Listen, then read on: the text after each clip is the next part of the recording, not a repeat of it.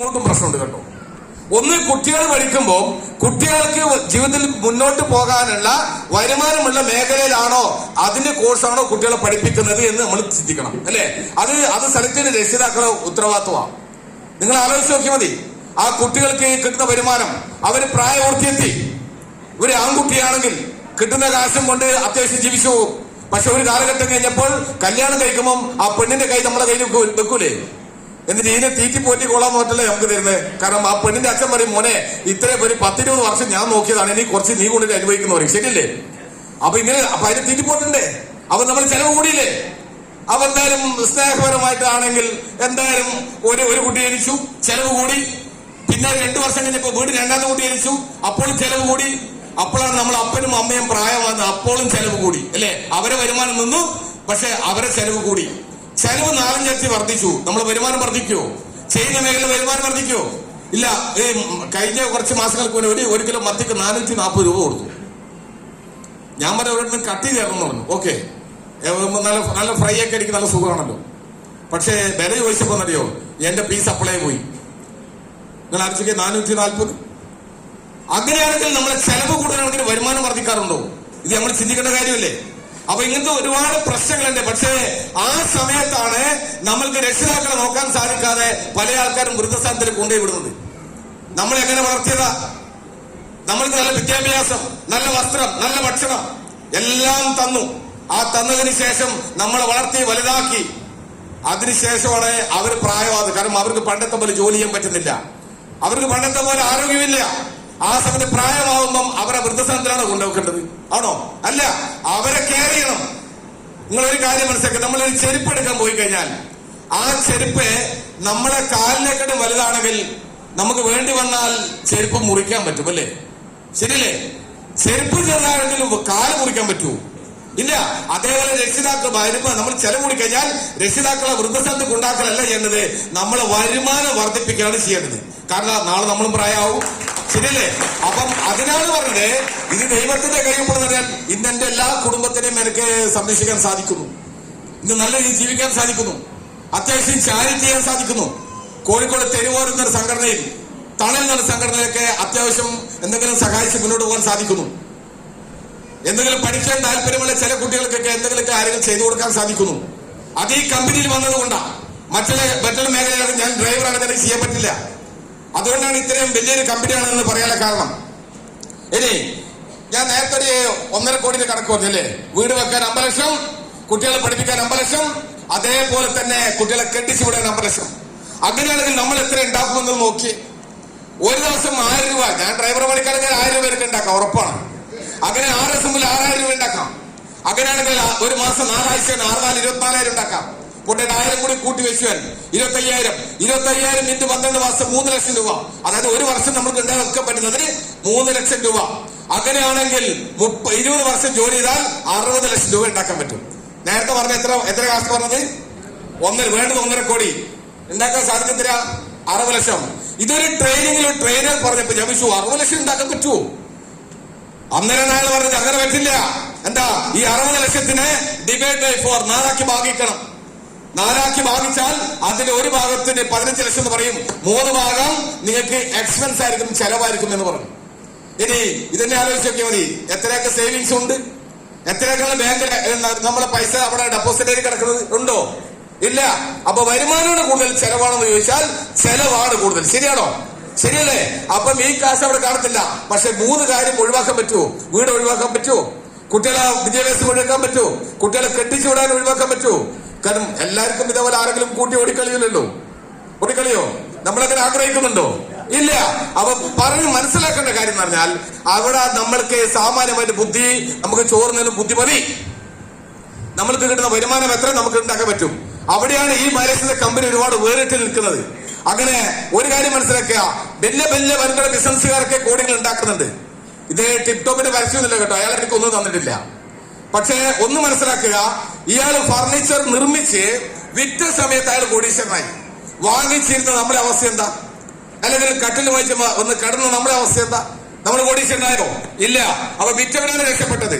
ഇത് മലബാർ ഗോൾഡോ ചെമ്മണ്ണൂറോ ആലുക്കോസോ ആരോ ആവട്ടെ, സ്വർണം നിർമ്മിച്ച് വിറ്റപ്പോൾ അവർ കോടീശ്വരനായി. പക്ഷേ വാങ്ങിച്ച് ഉപയോഗിച്ച് നമ്മുടെ അവസ്ഥ എന്താ? ഇപ്പൊ ഈ സാധനം എവിടെ ഉണ്ട്? ഒരാൾ പറഞ്ഞില്ലേ, ഇപ്പൊ താക്കോൽ എവിടെ ഉണ്ട് ചോദിച്ചില്ലേ? എന്ന് പറഞ്ഞില്ലേ, ഈ സ്വർണ്ണം ഇപ്പൊ എവിടെയാ? നല്ല പരസ്യം നമ്മൾ കേട്ടത്. രാവിലെ തൊട്ട് ഉച്ച വരെ, വൈകുന്നേരം വരെ, ഏകദേശം ഉച്ച വരെ ജ്വല്ലറിയുടെ പരസ്യമാണ്. മലബാറിന്റെ അടക്കം നല്ല ജ്വല്ലറിയുടെ പരസ്യം. ഇത് കണ്ട് നമ്മൾ വൈകുന്നേരം ഉച്ചയ്ക്ക് ശേഷം നല്ല ഉള്ള കാശിൽ ഒരു സ്വർണ്ണം വായിച്ചു. തിരിച്ച് വീട്ടിലേക്ക് എത്തുമ്പോൾ ആ വാർത്തയുടെ സമയത്ത് ഒരു പരസ്യം, മോഹൻലാലാണ് പറഞ്ഞത്, വീട്ടിൽ സ്വർണം വെച്ചിട്ടെതിരെ നാട്ടിൽ തെണ്ടി നടപ്പൂ. ആ പിറ്റേ ദിവസം കൂടി പണയം വെച്ചു. ശരിയാണോ? അടുത്ത മാസം കൊണ്ട്, ഒരു മാസം കൊണ്ട് ഞാൻ വാങ്ങിച്ചിരുന്നത്. ഞാൻ ഈ ഒരു കലാപരിപാടി കുറെ ചെയ്ത ആളാണ്. വൈഫിന് ഞാൻ വല്ലപ്പോഴും ഷേക്കറ്റ് കൊടുക്കും. ഷേക്കറ്റ് കൊടുത്ത് കയ്യൊക്കെ കൊടുത്ത് കൈ വിരിക്കുമ്പോഴത്തേക്ക് അവളെ ഒരു വേല, കാരണം രണ്ടുപേരിൽ ഇങ്ങനെ വെച്ചാണ് ഷേക്കറ്റ് കൊടുക്കുന്നത്. ആ വള എന്റെ കയ്യിലേക്ക് വരും. അവളപ്പോ പറയൂ, അപ്പൊ ഇതും വരുമോ? ഒരു അടുത്ത മാസം ഒരു മാസം ഉണ്ടെങ്കിൽ ഞാൻ എടുത്തു വരും. ഇങ്ങനെ എത്ര മാസം കഴിഞ്ഞു? ഹലോ, അപ്പൊ മനസ്സിലാക്കുക, നമ്മളെ പ്രശ്നങ്ങൾ കൂടുതലാ. അങ്ങനെയാണെങ്കിൽ MA യൂസഫലി സാധനം വാങ്ങിച്ച് വിറ്റപ്പോ കോടീശ്വരനായി. നമ്മൾ കോടീശ്വരനായോ? ഇല്ല. അപ്പൊ വാങ്ങിച്ച് വിറ്റവൻ കോടീശ്വരനാവും, ഉപയോഗിച്ചവൻ കോടീശ്വരനാവില്ല. പക്ഷേ ഞാൻ ഒരു കാര്യം പറയാം, വാങ്ങിച്ചു ഉപയോഗിച്ചാലും നല്ലത്, അത് കൊടുത്താലും നല്ല ലെവലിലേക്ക് എത്തുന്ന ഒരു കമ്പനിയാണ് മൈലക്സിന്റെ കമ്പനി. ആ കമ്പനിയിലാണ് നമ്മൾ എല്ലാവരും പ്രവർത്തിക്കുന്നത്. ഇനി മിക്ക ആൾക്കാരും, ഞാൻ ഈ ബിസിനസ് പല ആളും പറയുമ്പോൾ ആൾക്കാർ പറയും, അയ്യോ നീ ഇതിനെ കൂടി നിന്നു, നിന്റെ കൂടെ ചേരണ്ടേ? അവ നിന്റെ കൂടെ ചേർന്നു, അപ്പൊ ഇങ്ങനെ ചേഞ്ച് ചെയ്യാനല്ലേ, ഇത് മണി ചെയ്യാനല്ലേ? അപ്പോഴാണ് ഞാൻ പഠിക്കുന്നത്, ഇത് മണി ചെയ്യാനോ? അതെന്താ പരിപാടി? ഒരു കാര്യം മനസ്സിലാക്കുക, ഇന്ദുലേഖയുടെ ഹെയർ ഓയിൽ 100 മില്ലി കണ്ടു 510 രൂപ MRP. ഇപ്പൊ കുറച്ച് കൂടുതലാണ് കേട്ടോ, ഇത് പഴയ സ്ലൈഡാ. ഈ സാധനം ഹോൾസെയിൽ ഷോപ്പിൽ നിന്ന് ആ ഷോപ്പുകാരൻ വാങ്ങിച്ചപ്പോ 490 കിട്ടിക്കാണും. അയാൾ 510 വിറ്റാൽ 20 രൂപ ലാഭം കിട്ടും. ഇതിന് ടിവിയിൽ പരസ്യമുണ്ട് അല്ലേ? പരസ്യമില്ലേ? ഈ മാർക്കറ്റ് പറയുന്നത് കച്ചവടം എന്നാ, ആണല്ലേ? അല്ലാണ്ട് ആളെ ചേർത്തതോ മണീഷനല്ലോ, അല്ല, ഇത് കച്ചവടമാ. അങ്ങനെയാണെങ്കിൽ ഇത് സെൻസറിന്റെ പേസ്റ്റ് ആണെങ്കിലോ, ഇത് വാങ്ങിച്ച് വിറ്റാൽ കച്ചവടമല്ലേ? എങ്ങനത്തെ പരസ്യം നമ്മൾ കാണാറുണ്ട്. പരസ്യം ഒന്നും ഞാൻ ഇപ്പൊ പറയണില്ല, കാരണം പരസ്യം പറയുന്നത് നമുക്കെന്നെ വലിയ ഒരു ഇതാ, എന്താ പറയാ, നമുക്കെന്നെ ഉൾക്കൊള്ളാൻ പറ്റില്ല. നിങ്ങൾ അടുത്തൊരു സാധനം നോക്കിയേ, ഇന്ദുലേഖ. നമ്മളെ കൽപ്പറ്റയിലെ ചാത്തുവട്ടൻ മമ്മൂട്ടിയുടെ വാക്ക് കേട്ടു, ടിവിയിൽ പറയാം, ഏറ്റവും നല്ല എന്റെ സൗന്ദര്യത്തിന്റെ രഹസ്യം ഇന്ദുലേഖ സോപ്പ് എന്ന് പറഞ്ഞതാ. കൽപ്പറ്റയിലെ ആദിവാസി സഹോദരൻ ചാത്തുവട്ടൻ ഈ സോപ്പ് വാങ്ങിച്ച് ഉപയോഗിച്ചു, മമ്മൂട്ടിനെ വിശ്വസിച്ചിട്ട്. ഒരു വർഷം വാങ്ങിച്ച് ഉപയോഗിച്ചു. അയാൾ വെളുത്തിട്ടില്ല, അയാളെ കുടുംബം വെളുത്തുപോയി, കാരണം കുറെ കാശ് അങ്ങോട്ട് പോയി. ലാസ്റ്റ് മമ്മൂട്ടിന്റെ പേരിൽ കേസ് കൊടുത്തു കേട്ടോ. കൽപ്പറ്റ കോടതിയിൽ മമ്മൂട്ടി വന്നു. അങ്ങനെ ലാസ്റ്റ് കോംപ്രമൈസ് ജഡ്ജി പറഞ്ഞു, നിങ്ങൾ പുറമെ നിന്ന് പറഞ്ഞ് കൊടുത്ത് ഒഴിവാക്ക്. അങ്ങനെ അയാൾ 10-30,000 കൊടുത്ത് കേസ് ഒഴിവാക്കി. പക്ഷേ ഇവിടെ ഈ ഒരു മാർക്കറ്റിംഗ് രീതിക്കും എന്താ പറയുന്നത്, കച്ചവടം എന്നാ അല്ലേ? ബിസിനസ് എന്നല്ലേ? യെസ്. അങ്ങനെയാണെങ്കിൽ ഹാർപ്പിക്ക് വിറ്റാലും കച്ചവടമാ, ഡ്രസ് വിറ്റാലും കച്ചവടമാ, പലചരക്ക് സാധനം വിറ്റാലും, പച്ചക്കറി വിറ്റാലും, ഫ്രൂട്ട്സ് വിറ്റാലും, വെള്ളം വിറ്റാലും എല്ലാം കച്ചവടമാ, ആണല്ലേ? അല്ല, ആളെ ചേർത്തതല്ലോ. നമ്മൾ 2 കിലോ അരി മേടിക്കാൻ പോയി, അപ്പൊ പറയാ അയാൾ എന്നെ ചേർത്തു, അങ്ങനെ പറയാൻ പറ്റുമോ? അയാൾ എന്നെ കുടുക്കി, അങ്ങനെ പറയാൻ പറ്റുമോ? ഇല്ല. കാശ് കൊടുത്തപ്പോ സാധനം കിട്ടിയിട്ടുണ്ട്. അങ്ങനെയാണെങ്കിൽ ഇവിടെയും കാശ് കൊടുത്താലേ സാധനം കിട്ടുള്ളൂ. ഇവിടെ നമ്മളെ ഹെയർ ഓയിൽ ആണ് ഇത്. 100 മില്ലി ഇന്ദുലേഖയ്ക്ക് 510 രൂപ വിലയുണ്ടെങ്കിൽ 200 മില്ലി ഡബിൾ എണ്ണ കേട്ടോ, 200 മില്ലി 484 രൂപ MRP റേറ്റ്. ഓക്കെ. പക്ഷെ ഇവിടെ ലൈസൻസിലേക്ക് 358 രൂപ കിട്ടും. ഇപ്പൊ GST നടക്കാൻ ചെറിയൊരു കുറവ് കൂടി വന്നിട്ടുണ്ടാവും അല്ലേ? ഇല്ലേ? യെസ്. അങ്ങനെയാണെങ്കിൽ ഇന്ദുലേഖ 200 മില്ലിക്ക് 1020 രൂപ കൊടുക്കണം. ആ സമയത്ത് എത്ര കൊടുത്താൽ മതി? 358 രൂപ കൊടുത്താൽ മതി. ഇത് ഒലിവെണ്ണയിലാണ് ഉണ്ടാക്കുന്നത്. ഹലോ, സത്യത്തിൽ ആരാണ് നീതി ചെയ്യുന്നത്? അപ്പൊ ഇന്ദുലേഖ ബിസിനസ് ആണെങ്കിൽ ഇത് ബിസിനസ് അല്ലേ? അല്ലേ? പുതിയ ആളോട് ഇത് ചോദ്യം ശരിയല്ലേ? സമ്മതിക്കുന്നു? യെസ്. ഓക്കെ, ഇത് ബിസിനസ് ആണ്. അങ്ങനെയാണെങ്കിൽ നമ്മളെ ടൂത്ത് പേസ്റ്റ് ആണ്.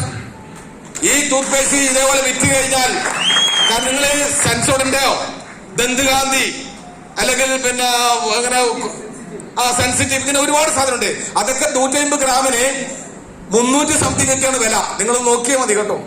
അങ്ങനെയാണെങ്കിൽ 150 ഗ്രാമിന് വാണിങ്ങില്ലാത്ത പേസ്റ്റിന് ഇതിന് 194 MRP റേറ്റ് ഉള്ളൂ. ഇത് 143 രൂപ കിട്ടും. അതിന്റെ കുറച്ചുകൂടി കുറവുണ്ടാവും ഇപ്പൊ. ഓക്കെ. അപ്പം എത്ര? 132 രൂപ അല്ലേ? 132 രൂപയ്ക്ക് ഇത്രയും നല്ല ഹൈ ക്വാളിറ്റി പേസ്റ്റ് എവിടെ കിട്ടും? അപ്പം മറ്റെല്ലാം പേസ്റ്റ് കിട്ടാനുള്ള ബിസിനസ് ആണെങ്കിൽ ഇത് ബിസിനസ് അല്ലേ? ഇത് ബിസിനസ് ആണ്. അങ്ങനെയാണെങ്കിൽ ഇവിടെ നമ്മൾക്ക് അറിയാം സോപ്പ്, അതേപോലെ തന്നെ നമ്മൾക്ക് ടോയ്ലറ്റ് ക്ലീനർ, ഇത് വിറ്റാൽ കാശല്ലേ? അല്ലെ? സോറി, ബിസിനസ് അല്ലേ? ബിസിനസ്സാണ്. അതുകൊണ്ട് ആരും സംശയിക്കണ്ട, ഇത് ഡയറക്ട് സെല്ലിംഗ് മേഖല ഇത് പാവപ്പെട്ട ജനങ്ങൾക്കുള്ള ഒരു ബിസിനസ് മേഖലയാണ്. മറ്റുള്ളത് കോടീശ്വരന്റെ ബിസിനസ്സാണ്. കാരണം അവർക്ക് നമ്മൾ അധ്വാനിക്കുന്ന കാശ് അവരെ കീശയിൽ എത്തണമെങ്കിൽ അവരതിന് മോഡിഫൈ ചെയ്യണം, അതിന് പരസ്യം കൊടുക്കണം. നിങ്ങൾ ആലോചിച്ച് നോക്കിയേ, ഓരോ പരസ്യം എത്ര കാശ് കൊടുക്കണം. എന്തുകൊണ്ടാണ് സിനിമാ താരങ്ങളും സ്പോർട്സ് താരങ്ങളും ഇത്രയും കോടികൾ ഉണ്ടാക്കുന്നത് ചോദിച്ചാൽ അവർ പരസ്യത്തിലൂടെയാണ്. അവരെ തീറ്റിപ്പോടുന്നതും അവരെ വലിയ ലെവലിൽ എത്തിക്കുന്ന ആരാന്ന് ചോദിച്ചാൽ നമ്മളെ പോലെ കൂലിപ്പണിക്കാരായിട്ടുള്ള നമ്മളാ ആണല്ലേ. യെസ്. അപ്പം അതുകൊണ്ടാണ് ഇത് ബിസിനസ് ആണെന്ന് നിങ്ങൾ മനസ്സിലാക്കുക. ഇനി ഇത് ചെയ്താൽ കിട്ടിയ സാധനം ഞാൻ പറഞ്ഞോ, എല്ലാ ആഴ്ചയും 1,10,000 വെച്ച് കിട്ടും. ഞാൻ കമ്പനി തുടങ്ങിയിട്ട് 162ാമത്തെ വീക്ക്, ഇപ്പൊ 600 സംതിങ് ആണല്ലേ. 162ാമത്തെ വീക്കിൽ ഞാൻ കേരളത്തിൽ മാത്രം ബിസിനസ് ചെയ്ത് കേരളത്തിലെ കുറച്ച് സ്വീകരിച്ചു വിടാൻ സാധിച്ചു. കേരളത്തിൽ മാത്രം ബിസിനസ് ചെയ്തിട്ടാണ്. അല്ലാണ്ട് എന്റെ അപ്പലേനും ഒരുപാട് ലീഡേഴ്സും മുന്നേ എന്നെക്കാട്ടും മുന്നേ തുടക്കം മുതലേ സ്വീകരിച്ചവരാണ്. പക്ഷെ കേരളത്തിൽ മാത്രമേ എനിക്ക് ടീമുള്ളൂ. അതുകൊണ്ടാണ് കേരളത്തിൽ മാത്രം ബിസിനസ് ചെയ്ത് ഞാൻ പറയാനുള്ള കാരണം. ഇവിടെ കോവിഡ് സമയത്താണ് എനിക്ക് ഏറ്റവും കൂടുതൽ ഇൻകം. എല്ലാ ആഴ്ചകളിലും 2,10,000 കിട്ടും. ഇപ്പൊ മാസത്തിൽ കിട്ടും 8,40,000. അത് 6 തരം വരുമാനത്തിന് 1 തരം വരുമാനം മാത്രമാണ് സെയിൽസ് ടോണർ ബോണസ് എന്ന് പറയും. അതാണ് എനിക്ക് മാസം കിട്ടുന്ന 8,40,000. അങ്ങനെ കിട്ടുന്ന 2 ഐഡിയ എനിക്കുണ്ട് കേട്ടോ. Hello, yes. അങ്ങനെ വീക്ക് നമ്പർ മാറുമ്പോൾ നമ്മൾ വരുമാനം ഇങ്ങനെ മാറുന്നത് കാണാം. ഇത് കൂടാതെ ആ വരുമാനം കൂടാതെ മാസത്തിലുള്ള വേറെ വരുമാനമാണ് റാങ്ക് ഇൻകം. 10,65,000, 8,55,000, 8,69,000, 15,19,000. ഇതൊക്കെ മാസത്തിലെ വേറെ വരുമാനമാണ്. 17,68,000. അപ്പം അതിന്റെ കൂടെ 8,40,000 കൂടി എത്രയാവും? 25 ലക്ഷമൊക്കെ ആയില്ലേ? ഇല്ലേ? എന്നാൽ മറ്റുള്ളവരുടെ ഐഡിയയിൽ കൂടി കാശ് കൂട്ടിയാലോ? അപ്പൊ അങ്ങനെയാണെങ്കിൽ നിങ്ങൾ നോക്കുക കേട്ടോ. ഇതൊരു വെള്ളിയാഴ്ച ബിസിനസ് ക്രോസ് ചെയ്യുമ്പോൾ ആ ആഴ്ച 2,10,000, ആ ആഴ്ച 17,29,000. ഇതൊക്കെ ആ വെള്ളിയാഴ്ച മാത്രമേ ഇൻകവാ. കാരണം ഇങ്ങനെ ആവുമെന്ന് ഞാനും വിചാരിച്ചിട്ടില്ല കേട്ടോ. ഇപ്പോഴാണ് വിചാരിക്കുന്നത് കുറച്ചും കൂടി സ്പീഡ് ചെയ്താൽ മതിയായിരുന്നു. ഓക്കെ, അങ്ങനെയാണെങ്കിൽ ഗവൺമെന്റ് എത്തി കൊടുക്കാൻ സാധിച്ചു. 2022 കോവിഡ് ശക്തമായി നിന്ന് പുറത്തേക്ക് പോയി നിൽക്കുന്ന സമയമോ ആണല്ലേ. എല്ലാവരുടെ വരുമാനം താഴോട്ട് പോയി, നമ്മളെ വരുമാനം മുകളിലോട്ട് പോയി. കാരണം 2022 April, May, June, July, August 5 മാസം എന്റെ വരുമാനമാണ് കളിക്കുന്നത്. ഏപ്രിൽ മാത്രം 20,34,000, മെയില് 16,18,000, ജൂണില് 15,61,000, അതേപോലെ ജൂലൈയിലാണ് 32,45,000, ഓഗസ്റ്റിൽ 19,38,000. ഞാൻ ഏറ്റവും ടോപ്പ് ഒരു 36 ലക്ഷമൊക്കെ വരുമാനം വാങ്ങിച്ചിട്ടുണ്ട് ഒരു മാസം. അപ്പൊ ഇത് GST പേപ്പറാണ് കേട്ടോ. അങ്ങനെയാണെങ്കിൽ കേരള സർക്കാരിന് 1,83,000, 1,45, 1,40, 2,92, 1,74, 9 ലക്ഷത്തിന് മേലെ കേരള സർക്കാരിനും അതേപോലെ 9 ലക്ഷത്തിന് മേലെ എന്റെ വരുമാനത്തിന്റെ GST, പ്രൊഡക്റ്റ് GST കേട്ടോ. എനിക്ക് കിട്ടുന്ന വരുമാനത്തിന്റെ GST ഇത്ര ഏകദേശം 19 ലക്ഷം രൂപയോളം ഞാൻ കൊടുത്തിട്ടുണ്ട് ഈ 4 മാസം. ഓക്കെ, പക്ഷെ ഇവിടെ കണ്ടോ, ഇത് IT പേപ്പറാ. Income tax department form 16A. ഇപ്പൊ TDSനൊക്കെ ചെയ്യുന്ന ആൾക്കാർക്ക് ഈ ഫോം കണ്ടാൽ മനസ്സിലാവും. ഇവിടെ മൈലക്സ് കമ്പനി നിന്നാണ് വരുന്നത്. ആർക്കാണ് വരുമാനം? സോമകുമാർ. എന്റെ പാൻ കാർഡ് നമ്പർ ജനുവരി 1 മുതൽ മാർച്ച് 31 വരെ 74 ലക്ഷത്തി സംതിങ് ആണ് എന്റെ വരുമാനം. അതായത് TDSും GSTയും എല്ലാം കഴിഞ്ഞിട്ട് ഇപ്പൊ 4 മാസം കൊണ്ട് 1 കോടിയൊക്കെ വരുമാനം കിട്ടും. ടാക്സ് എല്ലാം കഴിഞ്ഞിട്ട് നല്ലതല്ലേ അല്ലേ? അപ്പം ഇതില് എനിക്ക് നിങ്ങളോട് പറയാനുള്ളത്, ഇങ്ങനെ കാശൊക്കെ കിട്ടിയപ്പം ആദ്യം ചെറിയൊരു കാശ് കിട്ടിയപ്പോൾ വാങ്ങിച്ച മൊബൈലാണ് കേട്ടോ. ഈ വാങ്ങിക്കുന്ന സമയത്ത് മൊബൈലിന്റെ മോഡൽ ഔട്ടായി. എന്നാലും ഞാൻ തെരഞ്ഞു പിടിച്ച് ഒരു ഷോപ്പുകാരോട് പറഞ്ഞപ്പം അവൻ തലശ്ശേരി മൗലവി സ്റ്റോർസ് എന്ന് സാധനം സെറ്റായി തന്നു. കാരണം എന്റെ കൂടുതൽ ലീഡറിനെ കൈ കണ്ടപ്പോൾ എനിക്ക് അവര് സന്തോഷം തോന്നിയ ഈ മൊബൈൽ വേണം. അങ്ങനെ ആദ്യമായിട്ട് ചെറിയ വരുമാനം കിട്ടിയപ്പോൾ വാങ്ങിച്ചതാണ്. ആദ്യമായിട്ട് വാങ്ങിച്ച കാറാണിത് കേട്ടോ. നെറ്റ്വർക്ക് മാർക്കിലൂടെ വന്നിട്ട് അതിന് മുന്നേ എനിക്ക് ലോറികളും കാര്യങ്ങളൊക്കെ ഉണ്ട്, അത് വേറെ കാര്യം. പക്ഷെ ലോറികളെല്ലാം വിറ്റ് ഒഴിവാക്കിയിട്ടാണ് ഞാൻ ഈ ബിസിനസ്സിലേക്ക് വരുന്നത്. ലോറികളെ വിൽക്കാൻ കാരണം ഇതിന്റെ ഓപ്പർച്യൂണിറ്റി കേട്ടപ്പോൾ എനിക്ക് കാര്യം മനസ്സിലായി. എന്നെ വേക്കോട്ട് വലിക്കുന്നത് എന്റെ വണ്ടിയായിരിക്കും. അങ്ങനെ വണ്ടി വിൽക്കാൻ തീരുമാനിച്ചു. ബൈബിളിലൂടെ സൂപ്പർ പരിപാടിയെ ഞാൻ ചെയ്യാൻ പോകാം. നീ എന്നെ സപ്പോർട്ട് ചെയ്യണം. നീ എന്നെ സപ്പോർട്ട് ചെയ്ത് ഞാൻ ഡൈവേഴ്സ് ചെയ്ത് കളയും. ഇതാണ് അവക്ക് കൊടുത്ത ആദ്യത്തെ വാക്ക്. അപ്പൊ അവളെ മുഖം ഡിമ്മായി. നിങ്ങൾ ചിരിയല്ല വന്നതല്ലേ? ആളെ മുഖം ഡിമ്മായി. ഞാൻ പറഞ്ഞെടി കുഴപ്പമില്ല, ഞാൻ ഇതിലൂടെ വലിയ കാശ് കാരണം എന്റെ ദിനം തന്നെ കെട്ടിക്കോളാം. കാരണം നീ വേറെ പോകാതിരുന്നാ മതി. ഓക്കെ, അപ്പൊ അങ്ങനെ നിങ്ങൾ ഇത് ഡൈവേഴ്സ് ചെയ്ത് നിൽക്കണ്ട കേട്ടോ. ഒരുമിച്ച് ബിസിനസ് ചെയ്യാൻ നോക്ക്. അപ്പൊ ഡൈവേഴ്സ് ചെയ്യാൻ അങ്ങനെ നിൽക്കരുത് കേട്ടോ. ഓക്കെ. അപ്പം ടാറ്റ ഇന്ത്യക്കാരാണ് ഞാൻ ആദ്യമായിട്ട് എടുക്കുന്നത്. അങ്ങനെയാണ് രണ്ടാമത്തെ കാറാണ് ഫോർഡ് ഫിയസ്റ്റ. മൂന്നാമത്തെ കാറാണ് ഷെവർലെറ്റ് ക്രൂസ്. നാലാമത് ആ വണ്ടി കൂടി ഞാൻ എല്ലാവരുടെയും പോകുമ്പോൾ ഫാമിലിക്ക് പോകാൻ വേണ്ടി ഒരു ബലേനും കൂടി വാങ്ങിച്ചു വെച്ചു. അതിനുശേഷം 2018 ഞാൻ ജാഗൂർ 86 ജാഗൂർ എടുക്കാൻ സാധിച്ചു. അതിനുശേഷം ഒരു ഇന്നോവ ക്രിസ്റ്റ എടുത്തു. ഇത് കോവിഡ് സമയത്ത് എടുത്തതാണ്. പിന്നെ ഒരു കാരവൻ, ഇത് അങ്ങ് അവിടെ നിൽപ്പുണ്ട് കേട്ടോ. ഇപ്പൊ ഇന്ന് കുറച്ച് ആൾക്കാർ വന്നിട്ടുണ്ട് ഇതില്. ഈ വണ്ടി ഇവിടെ വന്നിട്ടുണ്ട്, മലപ്പുറത്തേക്ക് വന്നു കേട്ടോ ഇന്ന്. ഓക്കെ. അപ്പം ഈ ഒരു വണ്ടി എടുക്കാൻ സാധിച്ചു. ഇത് കോഴിക്കോട് മലാപ്പറമ്പിൽ ഓഫീസ്. ഇവിടെയുള്ള അൽത്താഫ് സാർ മുതൽ അങ്ങനെ പല ലീഡേഴ്സും ഇവിടെ മുന്നേറിയിരുന്ന പല ലീഡേഴ്സും അവിടെ വന്നിട്ടുണ്ട്. ഇന്ന ടീമൊന്നും അവിടെ ചോദ്യമില്ല കേട്ടോ. ചെയ്യുന്ന മൈലേഷ്യലാണോ ആർക്കും സ്വാഗതം, ആർക്കും സ്വാഗതം അവിടെ. അപ്പം ഇങ്ങനെയുള്ള ഓഫീസുകളൊക്കെ 2 ഓഫീസൊക്കെ അവിടെ ഉണ്ടായിരുന്നു. ഇപ്പൊ തൽക്കാലം ഒരു ഓഫീസ് സ്റ്റോപ്പ് ചെയ്ത് വെച്ചു. ഓക്കെ. എന്നാലും കുഴപ്പമില്ല. വയനാട്ടിലൊരു റിസോർട്ട് പണിയാൻ വേണ്ടി ഒരു പ്രോപ്പർട്ടി എടുത്തു. അപ്പം അതേപോലെ തന്നെ ഒരു 2.5 കോടിയുടെ ഒരു ഫ്ലാറ്റ് വെച്ചു. 3104 സ്ക്വയർ ഫീറ്റ് ആണ്. ഒരു ഡ്യൂപ്ലക്സ് ആയിട്ട് 16-ാമത്തെ നില ഒരുമിച്ചെടുത്ത് ചെയ്തതാണ്. ഒരു ലക്ഷറി ഫ്ലാറ്റ് എടുക്കാൻ സാധിച്ചു. സമയമില്ലാത്തതുകൊണ്ട് കാണിക്കുന്നില്ല. ഇത് ഇന്ത്യയിലെ ഏകദേശം 650 മുകളിലെ ഔട്ട്ലെറ്റ് കമ്പനിക്കുണ്ട് അല്ലേ. ഇന്ത്യയിലെ നമ്പർ 1 ഔട്ട്ലെറ്റ് ആയിട്ട് കമ്പനി തെരഞ്ഞെടുത്താണ് കണ്ണൂർ എയർപോർട്ടിനടുത്തുള്ള ഔട്ട്ലെറ്റ്. ഇത് എന്റേതാണ് കേട്ടോ. SS അസോസിയേറ്റ് പേര്.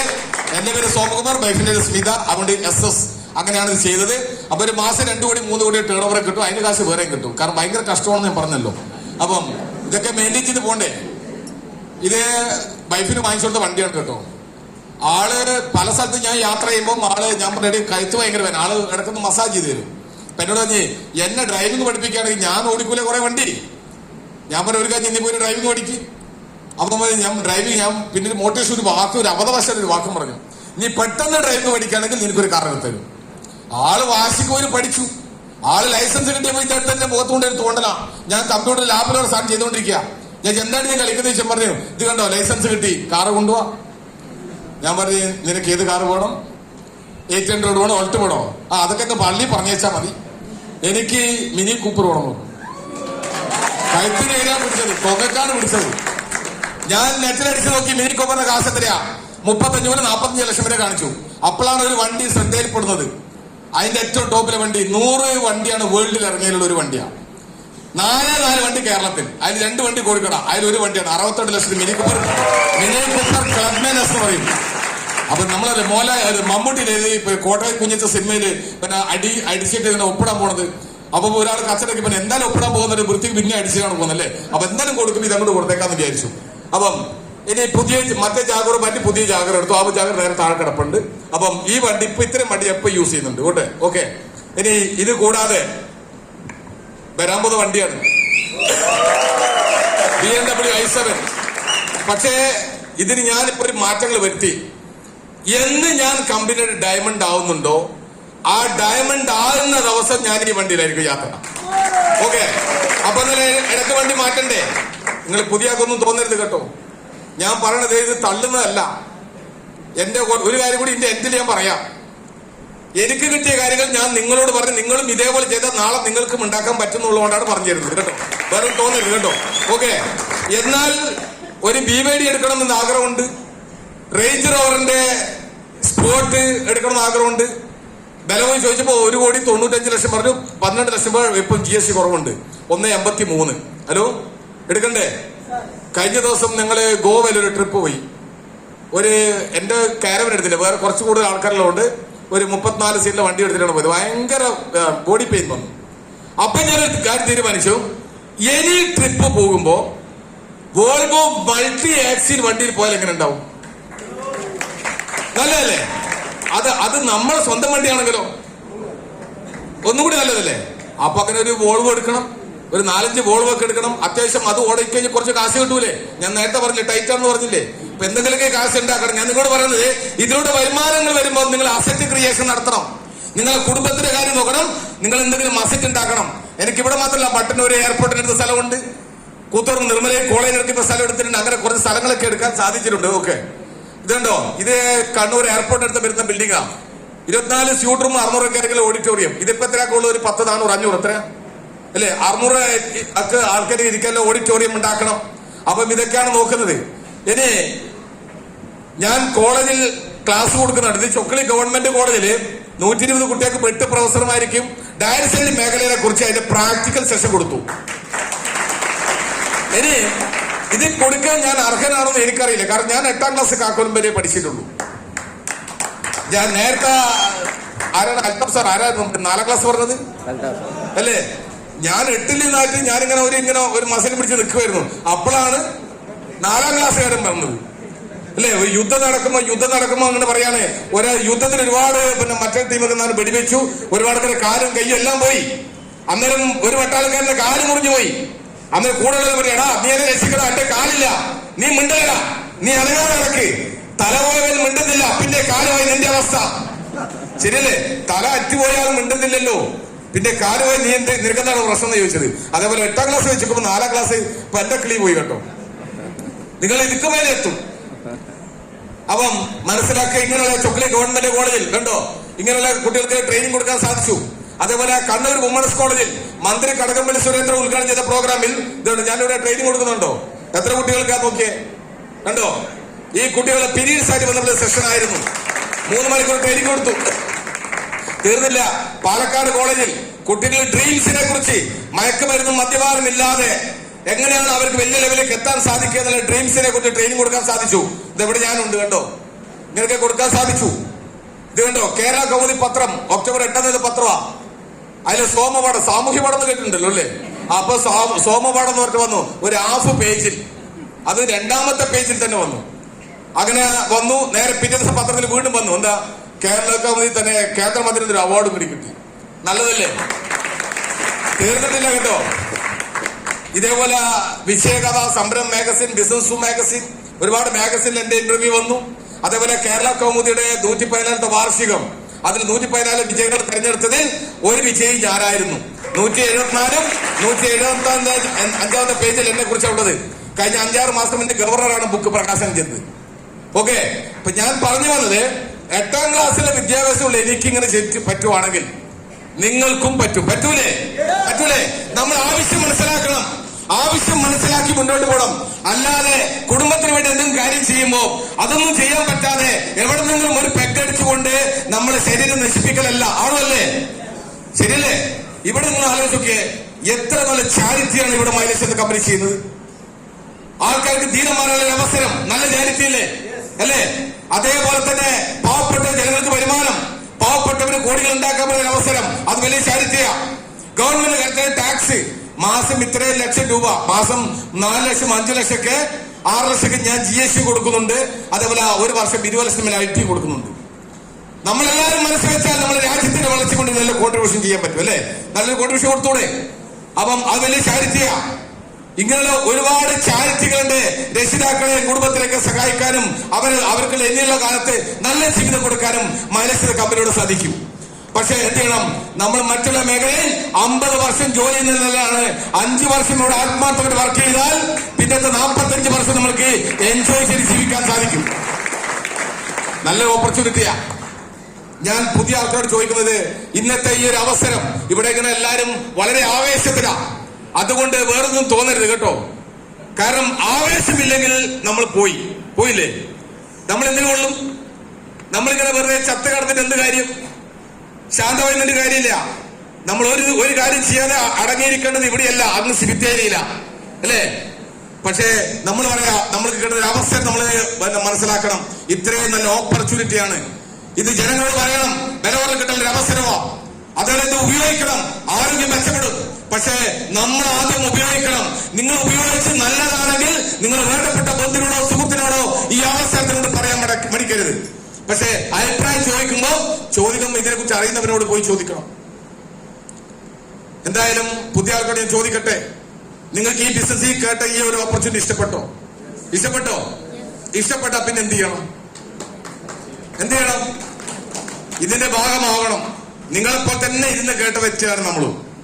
എന്നാലും ഞങ്ങളും പിന്തിരിപ്പിക്കാൻ ഒരുപാട് ആൾക്കാരുണ്ടായിരുന്നു. എന്നോട് പറയും, കമ്പനി എവിടെയാ? ഞാൻ പറയും, കമ്പനി ചെന്നൈ. ചെന്നൈ കിടക്കുന്ന കമ്പനിക്ക് കൂത്തുറമ്പിൽ നിൽക്കുന്ന സോമൻ എങ്ങനെയാണ് അറിയുന്നത്? പൊട്ട, നീ പെട്ടു.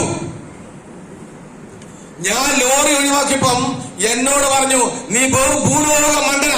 കാരണം ഇത്രയും വലിയ 4 ലോറിയാണ് നിന്നിപ്പോ ഒഴിവാക്കിയത്. 5ാമത്തെ വണ്ടി ബുക്ക് ചെയ്തു. ആ ബുക്ക് ചെയ്ത വണ്ടി വേണ്ടത് വെച്ചപ്പം ശ്രീറാം ഫിനാൻസ് എന്റെ മേലെ കേസ് കൊടുത്തു. അങ്ങനെ 3 ലക്ഷം രൂപ ഇത് എടുക്കാത്ത വണ്ടിക്ക് ഞാൻ പൈസ ഇറക്കേണ്ടി വന്ന ഒരാളാണ് ഞാൻ. ഓക്കെ, അപ്പൊ ആൾക്കാർ അന്ന് മണ്ടനാണ് എന്ന് പറഞ്ഞതാ. കാലം തെളിയിച്ചു ആരാണ് മണ്ടൻ.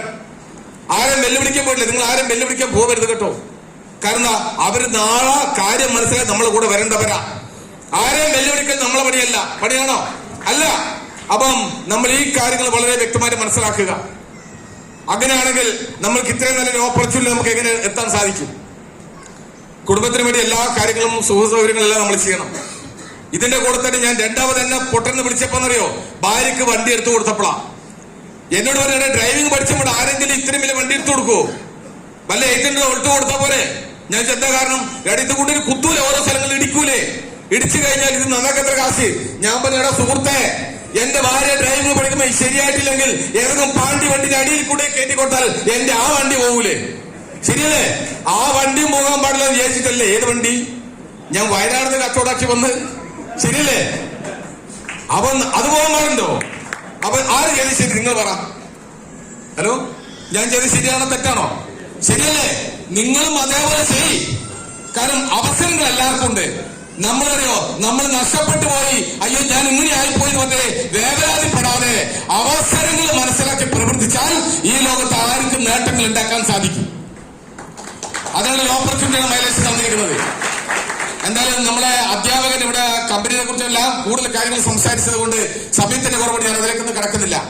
എന്നാൽ പുതിയ വ്യക്തികൾക്ക് ഇന്നത്തെ ദിവസം തന്നെ എന്ത് ചെയ്യണം, ഇതിന്റെ ഒരു ആപ്ലിക്കേഷൻ ഫോം നിങ്ങൾക്ക് സാധനം വില കുറവിൽ കിട്ടാനുള്ള അവസരം മാത്രമാണ്.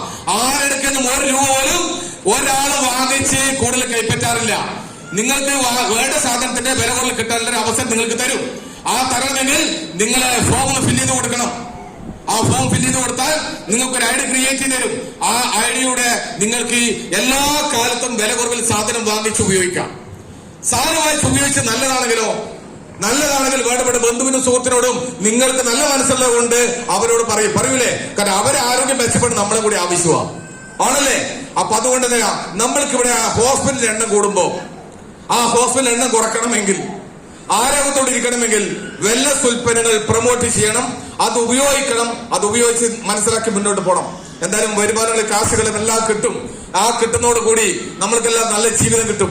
എന്തായാലും എന്നെ ഏൽപ്പിച്ച കർത്തവ്യം ഈ പ്രോഗ്രാം വൈൻഡപ്പ് ചെയ്യാന്നുള്ളതാണ്.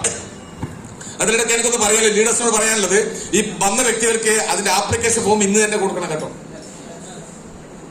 അല്ലേ, നമ്മള് പെണ്ണുകാണ പോയി കഴിഞ്ഞാൽ നമ്മൾ ചോദിക്കില്ല, പെണ്ണിനെ ഇഷ്ടപ്പെട്ടോ ചോദിക്കാറില്ലേ? അപ്പൊ ഇഷ്ടപ്പെട്ടെങ്കിൽ എന്ത് പറയും? ഇഷ്ടപ്പെട്ടു എന്ന് പറയും, അല്ലേ? അപ്പൊ അടുത്ത പ്രോസസ് എന്താ? പിന്നെ വീട്ടുകാരെ പറഞ്ഞു വിടണം, കല്യാണം ഉറപ്പിക്കണം, കെട്ടണം, കെട്ടി കൊണ്ടുവരണ്ടേ, അല്ലേ? അപ്പം അതുകൊണ്ടാണ് പറഞ്ഞത്, നിങ്ങളെ ഈ സാധനം ഇഷ്ടപ്പെട്ടാൽ നിങ്ങൾ എത്ര പെട്ടെന്ന് ഫോം ഫില്ല് ചെയ്യുക, കൊടുക്കുക. കാരണം എത്രയും പെട്ടെന്ന് ഇതിലേക്ക് വരിക എന്നുള്ളതാ. നാളെ ആരെങ്കിലും വേറെ വന്നാൽ നിങ്ങളെ ലൈസൻസിന്റെ താഴെയായിരിക്കും അവർക്ക് പ്ലേസ്മെന്റ് ഉണ്ടാവുന്നത്. നാളെ അവർ ഈ ബിസിനസ്സിലൂടെ വലിയ ശക്തമായി വരുമ്പോൾ നിങ്ങൾക്ക് ടേൺ ഓവർ കൂടുതൽ കിട്ടും. അതുകൊണ്ടാണ് പറഞ്ഞത്, അവസരങ്ങൾ, ദൈവം തരുന്ന അവസരങ്ങൾ പിന്നത്തെ വെക്കരുത്. സംശയമുണ്ടെങ്കിൽ എന്ന് മനസ്സിലാക്കാം. വിത്ത് പ്രൂഫ് അടക്കം ഞാനിപ്പോ കാണിച്ച എല്ലാ കാര്യത്തിലെയും പ്രൂഫ് അടക്കം ഈ ഒരു കോളിൽ നിന്ന് ഞാൻ കാണിച്ചതേ പുറത്തു പോകത്തുള്ളൂ. നിങ്ങൾ ചോദിക്കുകയാണെങ്കിൽ കാരണം ഇതിന്റെ യൂണിയൻ ഉണ്ട്, എല്ലാ ട്രേഡ് യൂണിയൻ ഉണ്ട്. ഒരുപാട് ആൾക്കാർ ഇവിടെ ട്രേഡ് യൂണിയൻപ്പെട്ട ആൾക്കാർ ഇവിടെ ഉണ്ട്. ഞാനൊരു യൂണിയന്റെ സ്റ്റേറ്റ് കമ്മിറ്റി മെമ്പറാ. ഈ മേഖലക്ക് എന്തെങ്കിലും വിളിച്ചു പറയാൻ പറ്റുന്ന ആളല്ല. അതുകൊണ്ടാണ് പറഞ്ഞത്, നല്ല പൂർണ്ണ ഉത്തരവാദിത്തോളം. പിന്നെ ഇവിടെ ചിലപ്പോൾ സെയിൽ ടാക്സ് ഉദ്യോഗസ്ഥന്മാരോ അല്ല വലിയ വലിയ ഉദ്യോഗസ്ഥന്മാരൊക്കെ ഇവിടെ കാണൂലേ? പോലീസ് ഉദ്യോഗസ്ഥന്മാര്, നമ്മൾ ഇന്റലിജൻസ് ഗ്രൂപ്പ് എന്ന് പറയാൻ വേറെ ലെവലാണ്. കേരളത്തിന് പ്രത്യേകിച്ച് എന്തുണ്ടെങ്കിലും കണ്ടുപിടിക്കാൻ ഇത്രയും മിടുക്കന്മാര് വേറെ ഇല്ല. ശരിയല്ലേ? അങ്ങനെയാണെങ്കിൽ ഇവിടെ ഈ ഒരു സദസ്സിൽ ആരെങ്കിലും അങ്ങനെ ഇല്ലെന്ന് പറയാൻ പറ്റുമോ? അതുകൊണ്ട് എന്തെങ്കിലും വിളിച്ചു പറയാനല്ല, ഇത് 100% യൂണിവേഴ്സിറ്റികളിൽ പോലും സെക്കൻഡ് ബികോമിന് വരെ പഠിക്കുന്ന പാഠ്യ വിഷയം നമ്മളുടെ പ്രാക്ടിക്കലായി ചെയ്യുന്നു. അല്ലാണ്ട് വേറെ ഷോർട്ട് കട്ടൊന്നുമില്ല. വെറുതെ ഇരുന്ന് കാശ് കൊടുക്കുന്നു ആരെങ്കിലും പറഞ്ഞത് തെറ്റാണ്. വെറുതെ ഇരുന്ന് ഒന്നും കിട്ടത്തില്ല. പക്ഷേ ഈ കഴിഞ്ഞ 12 വർഷം ഇത് ചെയ്തപ്പോ ഇത്രയും കാശ് എനിക്ക് കിട്ടി. അതോടുകൂടി കേരളത്തിന് പുറത്തും 21ഓളം സ്റ്റേറ്റിൽ എനിക്ക് ബിസിനസ് ഉണ്ട്. കൂത്തുറമ്പ് തുടങ്ങിയ ബിസിനസ്സാ. ഇതിനോട് പോലെ എനിക്ക് തന്നെ പിടുത്തമില്ല. ഇന്ന് ഒരു 1 ലക്ഷം മേലെ ആൾക്കാർ വർക്ക് ചെയ്യുന്നുണ്ട്. ഇനി ഞാൻ ആരോടെങ്കിലും ഇനി പല്ല് ഈ ഓൺലൈനോട് പേഷ്യന്റ് തേക്കണ്ടെന്ന് പറഞ്ഞാലും അവര് അംഗീകരിക്കുമോ? ഇല്ല. അവര് ആ പല്ല് തേച്ചാൽ 1.5 ലക്ഷം പേശ് ഓരോരാൾ ഓരോ പേശ് മേടിച്ചാൽ 1.5 ലക്ഷം പേശ് എന്റെ അണ്ടറിൽ വിറ്റു എന്നുള്ളതാണ്. അതിന്റെ ടേൺ ഓവർ എനിക്ക് കിട്ടൂലേ? അല്ലാണ്ട് എന്റെ ഗ്ലാമർ കണ്ടിട്ടോ അല്ല എന്റെ കസ്റ്റഡി കണ്ടിട്ടൊക്കെയാണോ? അല്ലല്ലോ. അല്ല. നമ്മളെ കുടുംബ പാരമ്പര്യം നോക്കിയിട്ടാണ് വരുന്നത്? അല്ല. അത് നിങ്ങളെ വിദ്യാഭ്യാസമോ അല്ലെങ്കിൽ നിങ്ങളെ ഒരു കാര്യം നോക്കിയിട്ടല്ല. ഇവിടെ വിജയിക്കുന്ന 2 കാര്യം വേണ്ടുള്ളൂ. ജീവിതത്തിൽ രക്ഷപ്പെടാൻ ആഗ്രഹവും പ്രവർത്തിക്കാനൊരു മനസ്സുമുണ്ടെങ്കിൽ ആർക്കും നേട്ടങ്ങൾ ഉണ്ടാക്കാൻ പറ്റുന്ന ബെസ്റ്റ് ഓപ്പർച്യൂണിറ്റിയാണ് മൈലസിന്റെ ഓപ്പർച്യൂണിറ്റി. ഓക്കെ, അപ്പൊ എന്നെ ഏൽപ്പിച്ച കർത്തവ്യം ഈ പ്രോഗ്രാം ഒന്ന് വൈൻഡപ്പ് ചെയ്യുക എന്നുള്ളതാണ്. എന്തായാലും ഇത്രയും വലിയ സദസ്സും ആ സദസ്സിന് മനസ്സിലാകുന്ന രീതിയിൽ ഈ ബിസിനസിന്റെ ഓപ്പർച്യൂണിറ്റി പ്രസന്റേഷൻ ചെയ്ത ആ ലീഡർ ഒന്ന് ഞാൻ കയറി വരുമ്പോൾ കണ്ടിട്ടില്ല. ആരായിരുന്നു? ജുനൈദ്. എവിടെ ഉണ്ടാണ്? യെസ്. അപ്പൊ ജുനൈദ് സാർ, നിങ്ങളെ എല്ലാവരുടെ പേരിലും കമ്പനിയുടെ പേരിലും പ്രത്യേകിച്ച് എന്റെ പേരിലും ഞാൻ നന്ദി അർപ്പിക്കാൻ ആഗ്രഹിക്കുന്നു. ഇതേപോലെ തന്നെ എക്സ്പീരിയൻസ് ഷെയർ ചെയ്ത ഒരുപാട് ലീഡേഴ്സ്, ആ അധ്യാപകനൊക്കെ ആൾക്കാർ ഒരു അധ്യാപകന് ഇത്രയും പവർ ഉണ്ടാവൂ? എവിടെ ആളവിടെ? അതെവിടെ ഉണ്ടോ ഇത്രയും പവർ ഉണ്ടാവൂ? ശരിക്കും ഇത്തരം വാക്കുകൾ, അപ്പൊ അധ്യാപനത്തിന്റെ എല്ലാ ഗുണങ്ങളും അവിടെയുണ്ട്. ശരിയല്ലേ? അപ്പൊ നമ്മൾ മനസ്സിലാക്കേണ്ടത് എല്ലാ മേഖലകളിലും, അതായത് തൊഴിലാളികൾ തൊട്ട് തുടങ്ങി എന്റെ കൂടെ 10-13 ഡോക്ടേഴ്സ് തന്നെ ഉണ്ട്, ഹെൽത്ത് ഇൻസ്പെക്ടർമാരുണ്ട്, എഞ്ചിനീയർമാരുണ്ട്, പോലീസ് ഉദ്യോഗസ്ഥരുണ്ട്. എന്തിനേറെ പറഞ്ഞു, കേരളത്തിലെ കഴിഞ്ഞ കുറച്ചു മുന്നേയുള്ള DGP NN Krishnamurthy IPS DGP ഇപ്പൊ കേന്ദ്രത്തിലെ വിജിലൻസിന്റെ ഹെഡാ. അപ്പൊ സാറ് പോലും എന്റെ പ്രൊഡക്റ്റ് ഉപയോഗിക്കുന്നുണ്ട്, ഞാനാണ് അയച്ചു കൊടുക്കുന്നത്. അപ്പൊ അങ്ങനെ ഒരുപാട് ആൾക്കാർ നമ്മുടെ കൂടെ വരുന്നുണ്ട്. അപ്പം എന്തായാലും ഇതിലുള്ള എല്ലാ ആൾക്കാർക്കും, ഇതിലൂടെ അച്ചീവർ ആയിട്ടുള്ള എല്ലാ ലീഡേഴ്സിനും എന്റെ പേരിലും കമ്പനിയുടെ പേരിലും നിങ്ങൾ എല്ലാവരുടെ പേരിലും നന്ദി അർപ്പിക്കാൻ ആഗ്രഹിക്കുന്നു. അതേപോലെ തന്നെ ഇന്നിവിടെ എത്തിച്ചേർന്ന എല്ലാ ഡിസ്ട്രിബ്യൂട്ടേഴ്സും എല്ലാ റാങ്ക് അച്ചീവേഴ്സും അതിന്റെ കൂടെയാണ് നമ്മളെ ക്ഷണം സ്വീകരിച്ച് അത് നിരസിക്കാതെ വരാനുള്ള നല്ല മനസ്സ് കാണിച്ച നിങ്ങൾക്ക് എല്ലാവർക്കും മൈലസ് എന്ന വലിയൊരു കമ്പനിയുടെ പേരിൽ, അതേപോലെ നമ്മൾ എല്ലാവരുടെ പേരിലും എല്ലാ ലീഡേഴ്സിന്റെയും എല്ലാവരുടെ പേരിൽ ഞാൻ നന്ദി അർപ്പിക്കാൻ ആഗ്രഹിച്ചുകൊണ്ട് ഇന്നത്തെ ഈ പ്രോഗ്രാം ഒരു വൈൻഡപ്പ് ചെയ്യാൻ അറിയിക്കുന്നു. നിങ്ങൾക്ക് എല്ലാവർക്കും നല്ല രീതിയിൽ ചിന്തിക്കാനും നല്ല ചിന്തയിലൂടെ നല്ല നേട്ടങ്ങൾ എടുക്കാൻ സർവീസിന്റെ നിങ്ങൾക്ക് എല്ലാവർക്കും നിങ്ങൾക്ക് നല്ല കഴിവും ബുദ്ധിയും ശക്തിയും എല്ലാം വേണമെന്ന് പറഞ്ഞുകൊണ്ട് ഞാൻ നിർത്തുന്നു. ജയ് ഹിന്ദ്, ജയ് മൈലസ് മാർക്കറ്റിംഗ്. അധിനായക ജയ